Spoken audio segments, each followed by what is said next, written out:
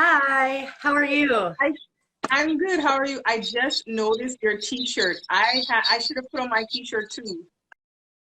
Oh, I know it got cut off, but yeah, it's the empowering Yeah, IMGs. because I Yeah, just got it in the mail like a few days ago. So, yeah, but I they're didn't even think to put it on. But we do have the same shirt. yeah, it's an awesome T-shirt that Dr. Z came up with. We just love the slogan, right? Empowering IMGs. So yeah, Exactly. Exactly. yes. Well, once you get a chance to try it on, send us a picture. I will for sure. Awesome. Well, thank you for joining me and joining everybody who's tuning in, following us to talk about personal statement editing today. So, Yes. if you want to go ahead and tell everybody kind of your experience and why you wanted to work with an editor, that would be awesome. Yeah. So for me, I am not a good writer. I speak English, right? But I don't. I write how I speak because sometimes my grammar is not correct. Sure. And so I really wanted to stand out with my personal statement. I knew that I was also applying to multiple specialties, and I really didn't know how to make a personal statement kind of cater to each of those specialties.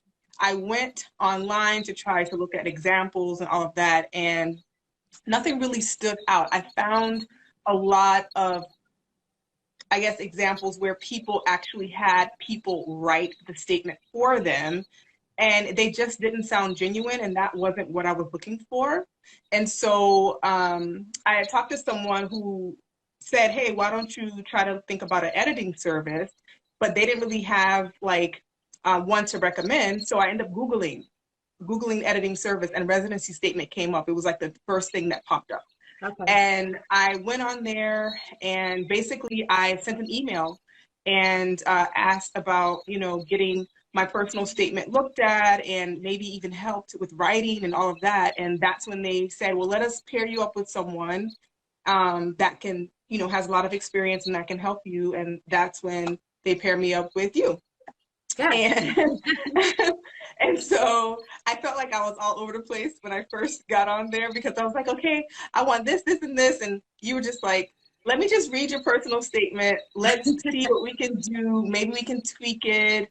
And the one thing that I really appreciated too, that, you were just like, you may not even need me to rewrite it for you. You just may need some edits. So let's just do that. And you took me step by step in doing that. And I really, really appreciate it. And I really feel like that really made my personal statement stand out. And at all of my interviews, my personal statement was definitely brought up. So That's from awesome. there, I definitely feel like an editing service is really important, especially if you're not a good writer. Yeah, and that's interesting that you leave off on that point. Because the thing is, you are a doctor, not a writer. Mhm. And so, Exactly. the expectation I think is really high that you have this absolutely perfect, stunning document. But you haven't spent 4 years in school learning how to write. You've spent, all this time in school learning how to treat patients and diagnose Right, illnesses. And right. so yeah, it really does make sense. Like when as a writer, when I have a medical need, I go to a doctor. So the exchange of innate talents, I think, works really really well, especially Mhm. like in this editing capacity, which I want to get back to a little bit more of like the interactions between you and I and how that played out because it, like you said, it's kind of like a really nice back and forth of discussing expectations and how things are going to work and kind of starting in one place and not knowing where you're going to end up and Right. it happens as it happens. But Yeah. before we go there, I'll share just a little bit too about my background, how I came to be with Residency Statement. Um, and I think that I'm a pretty representative editor of the type of people who work with Residency Statement. So Mhm. I had been teaching professional writing for many years at my local university when a colleague asked me if I was interested in doing some extra writing. And I am a firm believer that in order to teach something, you need to be practicing it all the time. So taking on extra writing side jobs was something that I was always looking to do because it made me a better teacher. So I started writing and editing for Residency Statement, and it was it was something very different for me. Professional writing didn't usually include medical terminology and lingo and things like that. So I had a little bit of a background as a medical transcriptionist about Yeah. 25 million years ago. So I kind of knew some of the terminology, but it was still a big learning curve. And then, gosh, I just grew to love it so quickly because I was getting to read all of these really interesting stories from all of these medical students and some people, you know, who'd been practicing for a decade in their own country and now wanting to Yes. come over. Yeah, like nothing, no two stories were the same. It really was incredible the more I got into the job. So that was 6 years ago. And these days I'm full time with Match a Resident. You know, I've just become fully immersed in all of the different services that we offer because Yes. I just believe in it so much. I'm really passionate about helping people match because it's a big deal after Yes. everything you've put in. Um, Yes. yeah, Oh, I so was gonna say, I definitely, I know there's people that worry about getting your personal statement kind of like tweaked or whatever. And I mean, I was told, oh no, don't let anyone do your personal statement. Do it yourself and just, let multiple people read it. But I look at that as you're doing the same thing, right? I'm doing it myself and I am letting people read it. I'm letting you read it who is a professional at writing, right. right? And then you're just guiding me. So it's the same steps, in my opinion, is, I don't really want anyone to write it for me because I want it to sound like it's really me genuinely, talking and my experience. I need to be able to relay that when you're interviewing, right? So the personal statement needs to be about you. And that's what I appreciated with you and your guidance, because you never took that away from me. You never took the personal statement and molded it into something else. You kept my personal statement, but you made the grammar behind that make sense and sound very professional, like I knew what I was doing and knew what I was writing. And that's what I really took away from that too. And the fact that you were able to take my main personal statement and because I actually applied and matched into OBGYN, but you made that statement where it catered to also family medicine because I applied there too. You also made it cater to internal medicine where it's still the bulk of the statement was still me and it was still my personal statement, but Sure. you were able to tweak that in a way where it went with the other specialties where, I know people are worried about like, how do people know, like if you apply to multiple specialties, how does that look, Well, the people that read my personal statement and those other specialties did not know that I was applying to OBGYN or family medicine or internal medicine because my personal statement showed that my interest lied in that particular specialty. So I Yeah. was very, very pleased with that, with the editing service. Yeah, and that's a really big benefit too of working with a professional writer is, you know, that's what we can do. We can take a piece of writing and make it go this way or make it go this way. It really just Yes, depends on what the purpose is. Um, yes, and I think, you know, as you were talking about working with me and really retaining your personal statement, it stayed your statement with some edits. One of the things that happens with me as an editor is when I go into reading someone's personal statement, I go in with a completely clear mind. I have no expectations of what I'm going to do to it or what it needs. I like to do a read through and try to hear the writer's voice because I want it to sound not like me, right, but like you. So, right.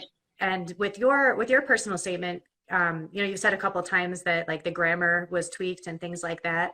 But your grammar, I actually was reviewing it just before we started the live, looking back at that statement.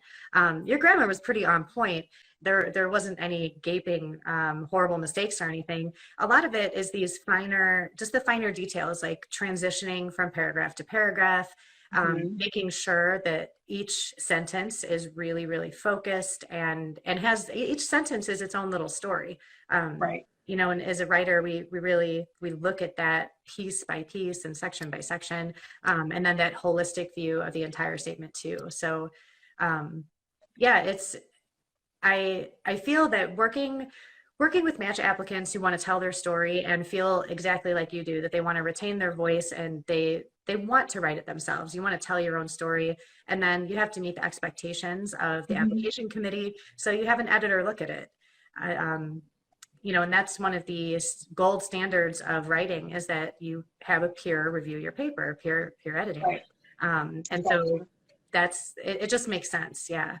Um, Also, what you said too about other disciplines not realizing that you're applying to different specialties, that's almost always the case. We Mhm. typically don't recommend that you apply to multiple specialties within the same institution, because that just doesn't always present you as the best applicant as far as being dedicated. So Mhm. you're not going to run into that problem anyway. So yeah, just to comment on that too. And then the turnaround time too. I really like the turnaround time because I felt like I was pressed for time because, ERAS, you had so many dates that you were trying to like just keep up with and make sure that your application was done and you were able to submit it on time. And I didn't have any idea of knowing how long the whole process was going to take, but it actually didn't take very long at all. Anytime you would make an edit, you would send it back to me, then I would read it. And even like if I didn't read it right away, you would like tell me, did you read my edit yet? That kind of thing. And Right. then I would get back with you. And I mean, it was like within 24 hours, the turnaround time. I felt it was pretty fast. Yeah, and that's what we like to do is we like to get you back an initial first revision right away. And then I think this is one of the coolest parts too about residency statement and how they work is that like you and I, we messaged back and forth a lot Yeah. about your work. And so it's very personalized. You got to tell me what you wanted and how you felt, and then I was able to integrate that and respond.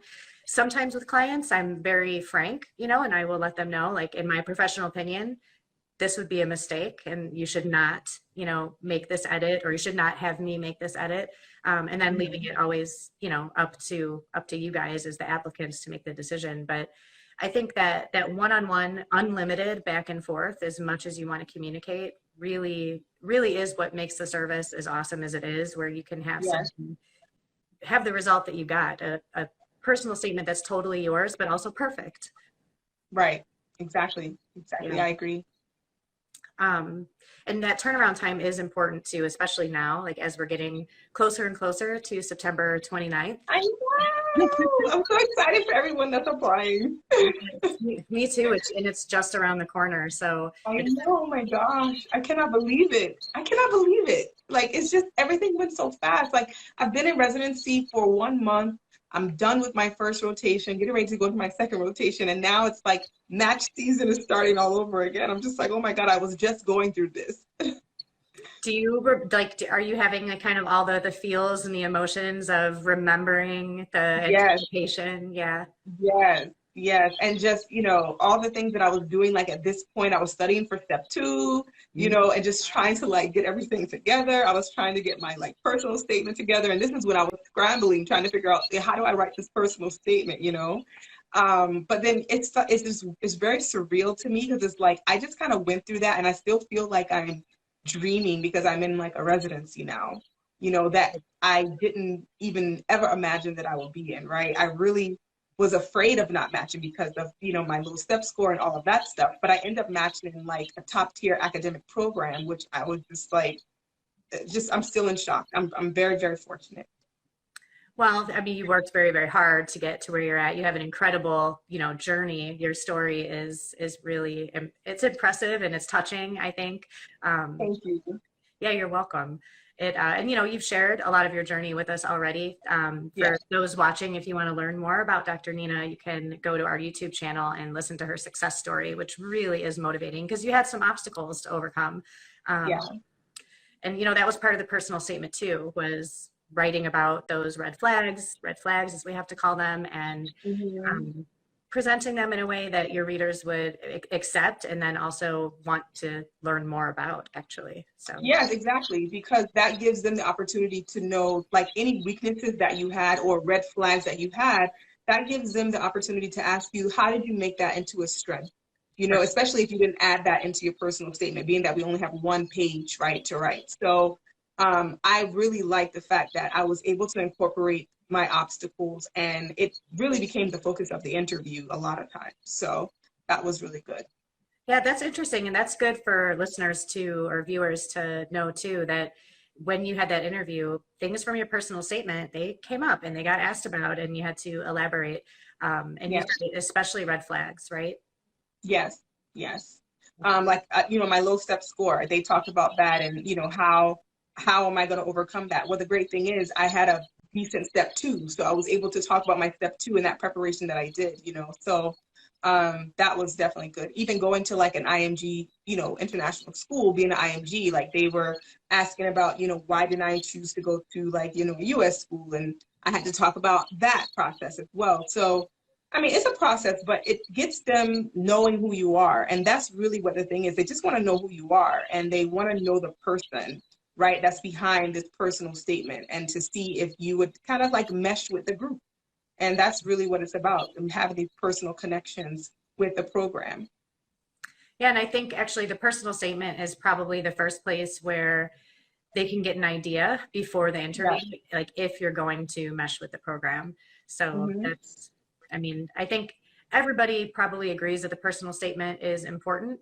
I know I occasionally get a little bit of feedback that like, I've heard it doesn't really matter. No one ever reads it. But we know just looking at the NRMP program director survey that it's in the top 5 important items Yeah, for selecting a I would student. not believe that nobody ever, I definitely feel like they read them. I had 30 interviews, and I would say more than half of those interviews we talked about personal statement, Okay. talked about it. But I'm just saying, like, I'm pretty sure they read my personal statement. Like, I never felt like they didn't read my personal statement. Right. Yeah. Just based off the questions that they would ask, it just didn't come across that they didn't know about my personal statement. So I definitely feel like they read the personal statement. Yeah, it's important. And because you can only learn so much about somebody. We hear a lot like, you are more than your scores. And it's true. You're more than the transcripts and what they can see in black and white and what they can filter in and out. You're more than that as an applicant. And the personal statement, along with the letters of recommendation, which are very important too, because they speak to your character from that third party perspective. But Mhm. the combination, I think, of the personal statement plus the letters of recommendation paint a picture of you, and are definitely an indicator of whether or not you're going to get interviews. Yes, I agree. I definitely agree. Do you want to take a look at some of the questions that are coming in? Yeah, I saw some people like posting them, but it's hard for me to follow because it keeps moving. Yeah, same Um, for me. do you actually see them? I have to scroll all the way up. We've got a lot of questions. Yes, Okay, I think. Oh, hold on. Oh my gosh, yes, it's a lot of. Mine keeps going back to the end. I don't know why. I see last question, but not the first. I'm scrolling through all the people joining at the beginning. Okay. So, okay, so let's see. I've got one here. This says, what is the name of the program who edits personal statements? So the service that we're talking about, Nina and I, is Residency Statement. And Residency Statement is, you can just get right to it at residencystatement.com. And there's a couple of different options. Nina went with the editing option, like she talked about. You can have your personal statement already drafted and written, and then you work one-on-one with an editor to polish it and to make, sometimes there's some significant changes that happen. It's not always just grammatical and transitions. It can be a total overhaul depending on what you need. Residency Statement does offer one other service, which is the drafting service. So the drafting service is a little bit different, and a lot of people do prefer to write their statement and have it edited. But for those who really are afraid of writing or have writer's block, or English is not the first language, it's a lot harder to get a statement on paper. So what we do is we provide a really awesome questionnaire that pulls out kind of all of the information that, like Nina, that you had in your personal statement, your strengths, your aspirations, your desires. It pulls all Yeah. of it out in raw form. And then the writer pulls it together, and we really try very hard to capture the voice that's in the questionnaire and put that voice into the statement. And then the process begins again with the back and forth and messaging and the editing of that drafted statement. So that's Residency Statement. Those are the two services. And if you have questions about that, you can always DM us here on Instagram too. Yep. Someone says, what is supplemental ERAS? Please guide us. I don't know what that means. Oh gosh. Okay. Supplemental ERAS. So What we do know about it is that it's brand new. It's something that they are trying out for this 2021-22 match cycle. Okay. And it's basically just a set of supplemental questions. It's only for internal medicine, general surgery, categorical, and there is one other specialty off the top of my head. I am not recalling it, so I won't guess at it. But so for three specialties, it's going to be programs will decide if it's required of their particular applicants. And it looks like it's a pretty intensive set of questions that talks about your experiences and what you learned from them. So almost like a personal statement, part two. Oh, wow. Yeah. Wow. Yes. So that's new. That's definitely new. Maybe because they're doing everything virtual again, and maybe they're just trying to like, make it more personable because it's virtual again. But that's new. Yes, it's new, and it's a little overwhelming because it's coming out really late in the season, to have a whole nother written component that's required for just certain applicants. So we are, staying up to date with that. We're learning about it along with everybody else. And you can expect to see, some probably a blog coming out from us, some Instagram posts, and probably a YouTube video too, as we kind of put all the pieces together and figure out exactly what it is, what the expectations are. We will share that with you guys. So stay Do they tuned. have like practice questions like that people can look at to try to get prepared? Because that was one of the things that I wrote down like what would be potentially asked during an interview, and I just tried to like answer them myself just so I wouldn't be caught off guard. But I do remember being caught off guard with a couple of questions that were asked of me. So for something like this, would they have like maybe practice questions where people can like practice to just see like what the supplemental questions would look like, or no? They did just release a PDF. It's more than several pages long, and it does seem to give a pretty good idea of what the different sections of the supplemental application are going to be. So it does seem like they're starting to let people get prepared. That was just at the end of last week that they released that. So it's still very, Oh, very new. yeah. The next question says, can you tell us more about not applying for different specialties in the same institution? Um, so, it's not a bad thing to apply to different specialties in the same institution. You just have to be really careful because a lot of those programs are like the people talk, the directors are friends and things of that nature. So if you're applying to family medicine and it's a parallel specialty like OB, you can maybe get in trouble in that way because people will be like, oh, I know this person is applying to OB and now they're applying to family medicine. So it just may hinder you getting an interview because they may think that they're your backup. Family medicine is your backup versus OB because they know that OB is a harder specialty to get in. And a lot of people apply to family medicine as a backup. So that's what you just have to watch out for. But I know a lot of people that apply to different specialties in the same institution, and I don't know like if they had any issues. I applied to the same specialty only in two institutions, and I only interviewed for OB. I actually rejected the interview for family medicine, even though I applied initially. Um, and that was towards the end of the interview trail. And then it was only one time where I had an OB interview and a family interview at the same specialty. It was just one time. And they asked me in that interview because my experience showed on my CV that I had a lot of OB experience, not a lot of family experience. So they did ask, did you apply to OB? And I didn't lie. I just said, yeah, I applied to OB. And I had to make sure that my answer though was like, I feel like as a family physician, I can cater my specialty in family medicine in OB as well because there's an OB fellowship. So I really it didn't matter to me whether I was an OBGYN or a family practicing physician because I feel like they are parallel specialties and I can reach the same goal in either specialty. So that's kind of how I like tweak that. So you just have to be careful, applying to the same specialty in the same institution because it can like kind of conflict. Yeah, that's really great advice is to be prepared in case if you do apply at two specialties at the same place, to be prepared during an interview to answer that Yeah. question. Yeah. Um, What was my step score? So my step one was 200. And I did a whole story on that. You can check it out on Match a Resident.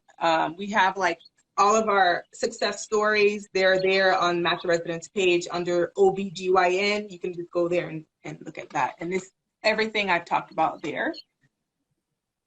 Please, what did you do to get so many interviews? I applied to 400 and something programs, which is it's astronomical, right? It's not the norm, and I don't advise it. But I was not willing to go unmatched. And so I also applied to 3 different specialties, and that's why it ended up being like 400 and something programs. Out of that 30 interviews, I only got 5 OB interviews, which I was trying to do OB, right? So I wanted to have the most interviews in OB, but I only got 5.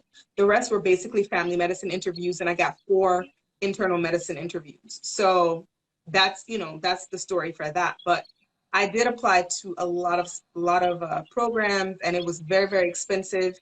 And I don't encourage that. I encourage you to really try to stick to applying. If you're IMG, like they recommend 100 programs, maybe 150, depending on your step score. If you're making an average step score, which step 1 is going to be pass fail next year, so I don't know how it's going to completely change the game.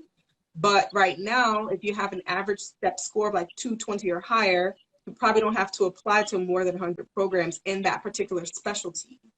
So it just really depends on how you want to do. I just chose to do that, but I don't encourage it. Thank you for your honesty. Yeah, I don't encourage it. That was a lot of money. How do you get, I can't read this. How do you get 30 interviews with, I don't know. How do you get it? I mean, I think my personal statement for sure made a huge difference. Excuse me. I think I need water. Go ahead. I don't have water. Oh, I need I think my CV, I think that made a big difference. But for sure, my personal statement, I think that helped a lot. I would imagine too, probably your letters of recommendation were really, really strong. Yeah. You know, that definitely plays a role. And can we ask, were your letters of recommendation, did you have specialties specific for both OBGYN and for family medicine? Mm-hmm. Okay. Excuse me. Sure. No. I did. I had, I may have to get water. Yeah, sure. I'll scroll through and find a question. I'm working through it. No, I had 4 letters of recommendation from OB. One of those were from the chair. Okay. So that, I think that was good. And I had 3 or 4 for internal medicine, and I had 3 for family medicine. I also had psych. Okay. I recommend like trying to get as many letters of recommendation as possible, because I was preparing to soak. I was just making sure that I was prepared. Mm-hmm. So I ended up getting all these letters of recommendation just to have in my back pocket, right? So it definitely helped. But I definitely had the correct amount of letters of recommendation for each specialty. So I wasn't, you know, trying to like scramble when it came time to like getting letters of recommendation, because I just made sure I prepared. Awesome. Let's see. What are some tips you can share when choosing programs? What was your thought? Oops, my thing just went off. Okay. What was your thought process when including and excluding? I didn't care. I didn't really care so much about the programs. I think initially, so when I got on Metro Resident, I put my step score in, and it told me, Metro Resident's platform told me what programs I can apply to. I really just wanted to match. And a lot of those programs were IMG friendly programs. Mm-hmm. And I think that's what started the ball rolling, because I was able to get a full list of programs that went in line with my step 1 score. And so that is how I kind of like decided who I was applying to and who I was not applying to. If they were not IMG friendly, I really left them to the end for applying, because my whole goal was to get into a program that was considered IMG friendly, took my step score, all of that stuff. So I used Match a Residence list that they created for me to apply to those programs. That was basically my thought process. Because if you really think about it, you have this platform that does everything for you. A lot of us in medical school, like, we didn't have time. Like, I did not have time to research a lot of these programs initially. So they research the programs for you. And of course, there's a fee that you have to pay, but everything is a fee. So it's not something that's new. You know, you're going to pay for a USMLE, step 1, 2. You might as well pay for something that's going to be more beneficial too, right? So that was my approach. Like, I didn't care that there was like a fee associated with it. I actually ended up getting a discount because I went through another doctor that had like a discount code. And I got like 15% off. And I just used that list to create like what programs I was going to apply to. And that was my thought process. And so that is what I encourage people to do initially, especially if you're just starting out and, you know, now trying to like figure out the programs. Go ahead and use Match a Resident. Pay that little fee. Put your score in there, your profile. It will do everything for you, and then you can just apply to those programs. Of course, you can do other things outside of that, but at least that'll give you a good foundation to start the process, because it's daunting, you know, to have all this stuff and applying is very daunting. So this takes some of the stress off of you because they've already talked to the programs, got the programs minimums and all of that. So you don't have to do all of that stuff, and that's why it's such a good platform to use, in my opinion. Do you agree, Tiffany?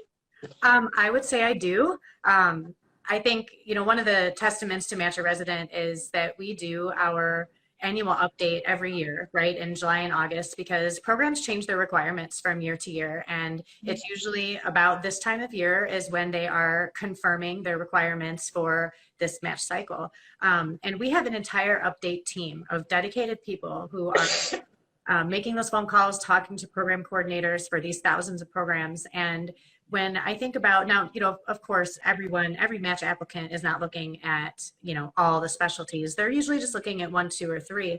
But that's still thousands of programs. And I have considered what it would be like to try to do it on your own and put it into your own spreadsheet and try to sort it. And I mean, it would just be overwhelming. It is overwhelming. It is overwhelming because just OBGYN, they had over 200 and something programs. So, right. And that's a hard specialty, right? Internal medicine has like way more programs than that, you know? Yeah. And so it's very overwhelming. And even if they did want to do a spreadsheet, you can still use that list that Match a Resident gives you and put it in your own spreadsheet. And then if you wanted to go further and look into other programs, you can, but at least you have that foundation. But it's very overwhelming, very overwhelming. Well, and you know, there's a tie-in here, like to the personal statement too. So if you do end up getting a customized residency list from Match a Resident, the hours of time that you save yourself from doing program research, you can pour that into your personal statement, the written sections of your MyAris application, your letters of recommendation, if you're, you know, seeking those out and having to kind of maybe do some follow-up requests. But you have so many other things that you can put your time into that actually matter and that only you can do. We can do this for you. We can provide that. So it's just, I like to kind of do the light bulb moment. Like, there's other things you can do with your time. Work smarter, not harder. Exactly. And don't listen to the people that say don't use editing service, don't use writing service. Like, we're not telling you to always like to have somebody write your statement for you. They don't know who you are. You know, you're just saying if you need help, why not get the help? Like, this is your career. This is what you're working so hard to achieve, right? You want to get a residency. So it is nothing wrong with getting help. Right. Totally agree. How can I bring up my gap in the graduation years for taking step 1? Do you want to talk about that? I mean, I think that's probably more for you because you can talk about how they can bring it up in their statement. Sure. So if you have a gap that you took primarily to study for step 1, that's not all that uncommon. And it's not seen, any gap is a red flag, but taking a gap to study for the USMLEs is not considered like a bright red flag, right? So it's something that you should explain in the personal statement, and it should be done really, really directly. During this particular time, I took some time off where I focused my studies on the USMLE and was rewarded with, a score I was really happy with or something like that. So just addressing the gap and showing on the back end how it paid off for you to take that focus time to study is really the best way to go.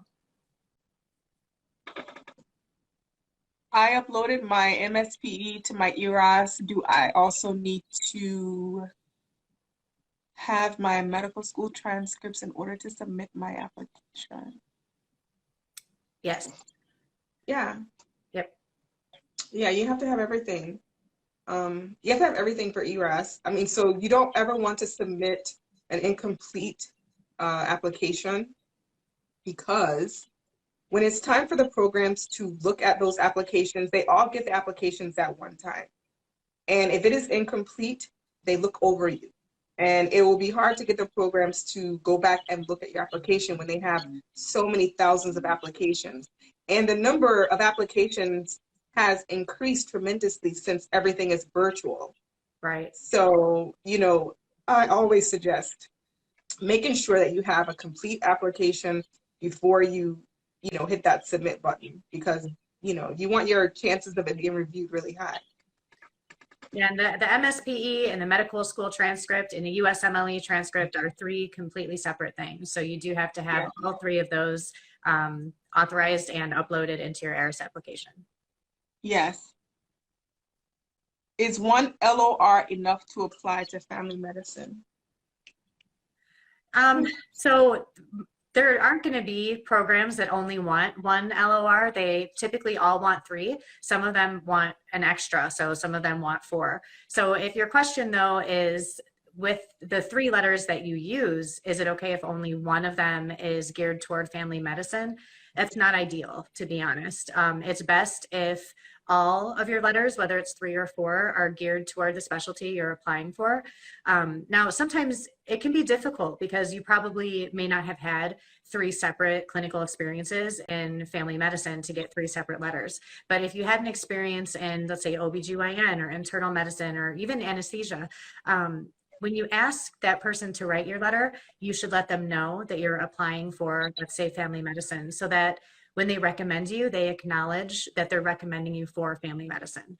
And then I totally agree. Yeah, it's just as good of a recommendation as long as they know what they're recommending you for. And then usually within the body of the letter, then they can talk about the specific skills that work for family medicine. So if while you did, you had a rotation in anesthesiology, you did a really great job communicating with patients, they could focus on that since that's important in family medicine. Yeah. So I think that probably answers the question. Should we ask for recommendation letters as soon as we finish a rotation, or wait until the time for when applying to the match? So I always, when I started a rotation, listen, the doctors that you're rotating with, they know you need a recommendation a lot of times. But when I started the rotation, I always, within that first week, just kind of like, I felt it out first, but I would kind of like mention about, I would need a letter of recommendation. Is there anything that I needed to do to stand out? Or, just, I wanted to make sure that I'm not just asking for a letter of recommendation, but what would you have me do? What qualifies for me to be able to get a letter of recommendation? So I would try to get that clarification from the attending a lot of times. But I didn't waste a lot of time. Like I would definitely ask within the first week, like what I needed to do, because I wanted them to know, like, I'm really wanting a letter of recommendation from you because, I need it for my ERAS application. And usually they were very, very nice about it. I found if you're, kind of just straight up and direct with people and nice, I think a lot of times you can go a long way with getting things that you need. I didn't request for them to give it like right after the rotation though. I just put it in their ear that I needed it, and then I made sure that I had their contact information, and I stayed in contact with them, because when it was time for me to do ERAS, that's when I would send them an email and just say, hey, you're going to be getting this token, blah, blah, blah. And, you know, just let them know so they can look out for it. And they were all very receptive of it, and they all responded well. I only had a few attendings that I had to kind of stay on. Okay. Great advice. Thank you. Could you recommend resources we can refer to for variation in syntax expressions? Oh, that's for you. When writing PDF. I don't know that I have specific like online references that I could refer people to, unfortunately. Writing's been my profession for so long that I frankly I don't consult resources. I have a pretty large bank in my head of, you know, phrases and syntax and how I want to change things. But, you know, I'll be honest, you can use a thesaurus, and it's not so much that you use the thesaurus just to actually look up a word and then switch that word. But if you go to an online thesaurus and type in a word you're struggling with, you know, you get all these ideas. And as you scroll down the page, it gives you the antonyms, it gives you the synonyms, it gives you sentences. And before you know it, you're kind of off and thinking about something that's a little bit different, and then you get a new idea. So I think it's good if you get stuck with writing to not try to force it. That's when writer's block happens. You can't think your way out of writer's block. You can only write your way out of writer's block. So it's wow. Yeah, it's not mine. It's a quote that I read online. But yeah, so it's good to distract yourself when you get in the writer's block, get some type of different idea, and then just start writing again, rather than forcing a change in syntax or forcing a word change because you feel stuck. Just move right along. That's good advice. Good gems, Tiffany. Listen, Tiffany is the resource. She's the resource. Thank you. She gave you a gem, a thesaurus. I appreciate that. Yeah. Has anyone tried Residency Experts? What is that? They will apparently read over your ERAS application. Who is Residency Experts? We're Residency Statement, so no, we don't know anything about Residency Experts. Oh no, we do. We do. Oh, okay, we do. Okay, I don't know about that one. Okay. So we are a trio of companies, Match a Residency Statement and Residency Expert. Oh, I never used that one. Used that one. Yeah, the service is a little bit different. As the person asked, it combines a personal statement editing experience along with the editing of the written sections of your ERAS application. So nice. Yeah, it's, you know, just a little bit extra push if you really want to make sure things are polished and perfect. Some people aren't even really sure about the content of the written sections of the ERAS application. So the person that you work with will give you feedback on that too. Like if you're missing something, if something is not in the right place and needs to be moved. So it's a pretty comprehensive package, yeah, with Residency Experts. Oh, wow. Yeah. Did they have that when I did it too? We did. Okay, I just never knew about it. Sorry. No, it's fine. It's fine. I apologize. I'm learning something tonight as well. Do you advise applying to all programs on September 1st or do it during the whole month? I think it says whole month, but I think you mean whole month. So I think the actual application is due when? When is the application due? Well, is it September 30th? Is it like the end of the, when I gotta look up when it's due. I don't have my computer with me. It's the 29th, but the 29th? I like to be careful with the terminology. So it's not actually, you know, due on the 29th, but the 29th is the day that programs have access to every application.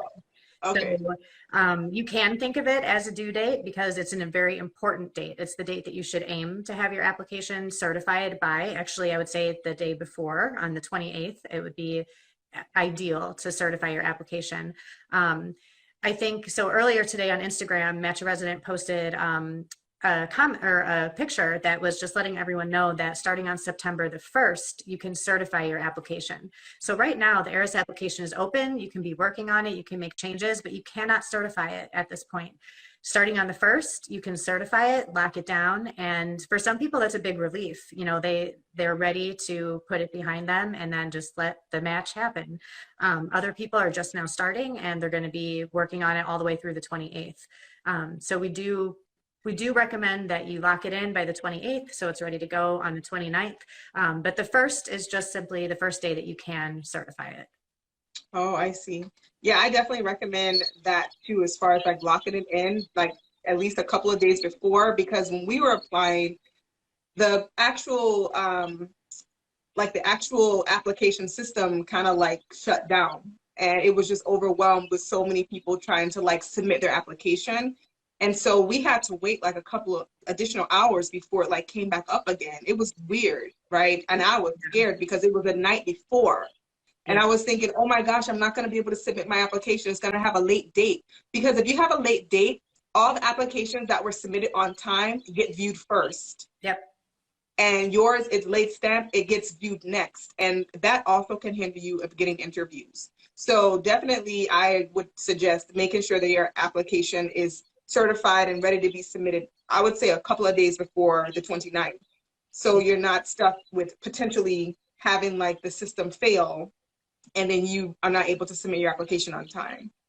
So Yes, I completely concur. Like as a teacher for many years, I always told my students, like, try to have it done a couple days ahead of time because you never know. Your computer could go on the fritz. Anything can happen in life that can prevent you yeah, from meeting that deadline, and nobody cares. Realistically, like no one's going to make an exception if your computer goes on the fritz and you lose your personal statement no, and everything else. So no. do it early if you can. Is there a service that will help with edits for IMG's MSPE? Not that I'm aware of. Yeah, the MSPE is a document, that is supposed to be provided by your medical school. And they're pretty unique documents. There's not a particular template that every school uses. So I personally am not aware of any services for that. Can I apply to a program that I interviewed at last season, but it didn't go well? I think so. I think you can apply to any program and, hopefully they give you a second chance to redeem yourself, but you're free to apply to any program that you would like to apply to. I would say if you do that, it's a good idea to have, this is a good topic too for our personal statement discussion. You should have a separate personal statement sometimes for very unique programs that you're applying to. So in that case, if they do read your personal statement again and they recognize your name, you're going to want to acknowledge that you had that interview and maybe even, suggest why you think that you didn't match with them or why you weren't chosen. And maybe the things that you've done over the last year to improve and strengthen your application. So it needs to be acknowledged just within that program. You don't need to have that in the personal statement for all the other programs. So yeah, that's a good tip too. Sometimes you might need a very individualized personal statement. Yeah, I agree. Applying for more than one specialty can make your CV look not homogeneous. Please, how to avoid that? So the CV in itself is like what you've worked, like what you've done, your accomplishments. So it has like your volunteer experience, your research, stuff that you've done at your school, just like your education path and all of that. So that to me doesn't matter as much as your personal statement. I'm just making sure I'm answering more than one specialty. I think the personal statement, in my opinion, would be more so geared toward if you were trying to apply to more than one specialty, you need to just try to make your personal statement stand out and be geared toward whatever specialties you're trying to apply to. The CV, it's not so much because that's just talking about your experience and what you've done in medical school, and even if you've had a career outside of that, you add that on there, and that's basically it for the CV. But I think for the personal statement, if you're applying to more than one specialty, just like Tiffany said before, like you would maybe need more than one personal statement so it can stand out, or you can get edits on one personal statement and just kind of gear it toward the different specialties that you're trying to apply to. Yeah. Yep. Great answer. Do you submit LORs from another country? Did I submit LORs from another country? No, all my LORs came from US doctors. And if you're applying to US residencies, they do prefer LORs from US doctors. I do know some people that had like out of country LORs. I don't know, what happened, but I was told that they do prefer, if you're applying to U.S. residency, they prefer LORs from U.S. doctors. And that's not to say that, like, if you've got one LOR from a US doctor in the specialty you're applying to, and the other 2 or 3 are not from US doctors, that doesn't mean that you can't match. It may not be Right. ideal or preferred, but it doesn't mean that you shouldn't try for the match. You definitely still should. It is important to try to have at least one LOR from a US physician, though. That can strengthen your application a lot. Yes, especially in the specialty that you want to match it. Yes. For oral presentation, part of ERAS, oral presentation, there's an oral presentation now, part of ERAS. Can I include the seminar present? Are you talking about the CV part? Hold on. Can I include the seminar presentations I did in my Master in Public Health program? Oh, I see. This is the CV part in ERAS. So any presentations that you do, you can include, usually though, they want the ones from your medical school. Yeah. They don't really want the ones from like master's programs or undergrad or things of that nature. They usually want the ones from the medical school. Not saying that you cannot put that in there. I'm just saying that certain things are looked at as more important. So if that's the only oral presentation that you've ever done and that you have, I will put that in there, right? But if you have others and they're from your medical school, I would try to use those just over the ones from like your master's program or anything undergrad. Definitely. That's all that I see. I don't see any more questions. Okay. I think that I've been following along too, and I think that's all I've got.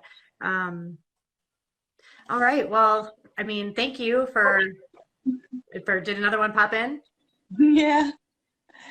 Where do audit, quality improvement programs, and poster presentations go on ERAS?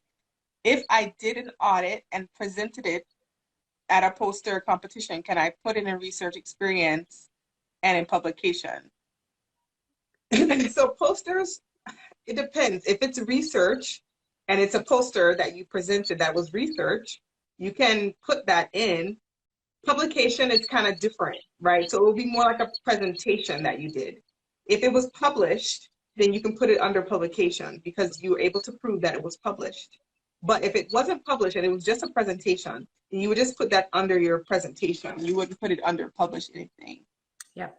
So you be careful of that because that can bite you in the butt when you're interviewing, because people sometimes they want to see your published work. And so if you're not able to present that, then it kind of looks like, do they understand? Like, are they following directions? And, it can kind of hurt you in an interview. Sure.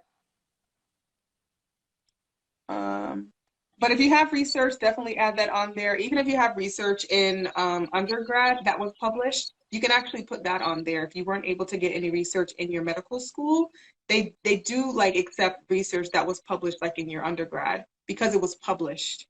And people understand that research sometimes is hard to come by. So they're a little more lenient with that, but just make sure that you know for sure that it was actually published.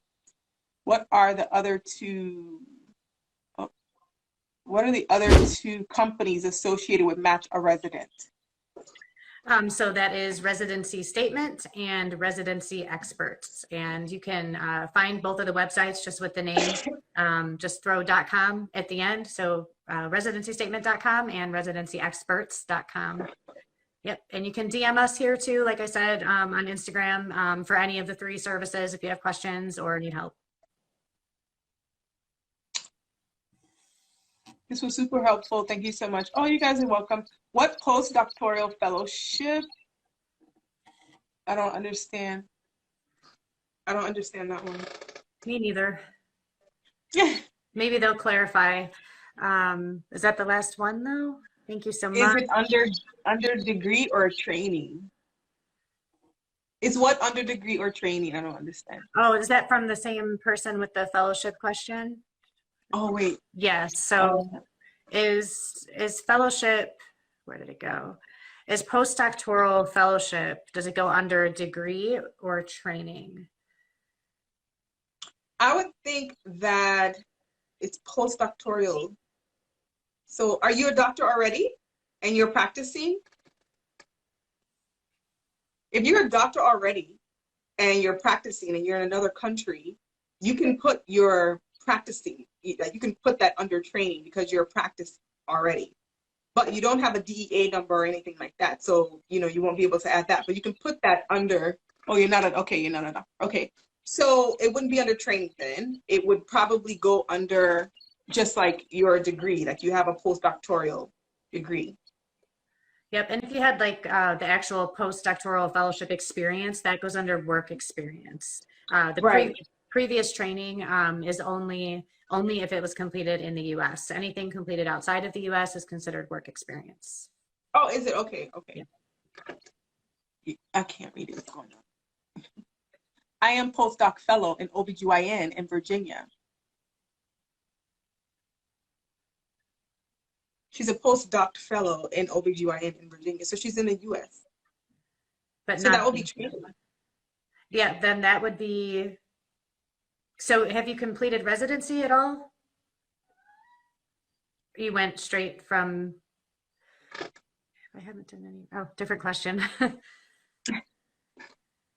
So yeah, I'm not sure I understand the question from the previous person all the way without a few more details. Yeah, I don't understand either. If I haven't done any research, is that a red flag? No, not necessarily. No. I didn't have any research of my own. I only like assisted in some research. Nothing was ever published. But I put it under my research experience because I did have some experience because I was able to like kind of assist. But if you don't have any research, it's fine. They understand that medical students, it's hard to get research. And a lot of times your residency is where you're going to get the research anyway, because you have to do research in residency. Yeah, yeah, it's definitely not a red flag. It said, after medical school, if you do research fellowship, you are postdoc fellow. Oh, so they didn't go to a residency. They must have graduated, done their research, and then now they're trying to get in residency now. Yep. So straight to postdoc fellow without a resident. Okay, I see it now. So that's just research then. That would not go under training or anything. I don't think it'll be training because you're just doing research. Correct. Correct. It would not go under training. Mm-hmm. I think they want to say something else. I think so too. We missed a lovely compliment that said you guys are beautiful. So I did see that one come by. Thank you. Thank you. Thank you. Okay.